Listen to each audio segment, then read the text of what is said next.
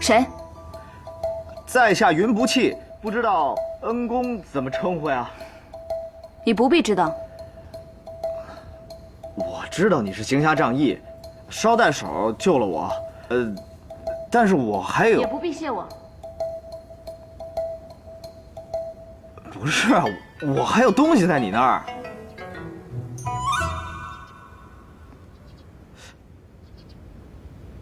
哎，不是，那簪子是我一个很重要的朋友给我的，你能不能把它还给我呀？啊？不就是个簪子吗？我救了你一命，这簪子就先放我这儿吧。不是，那怎么行？我一会儿就要离开了。离开？你去哪儿？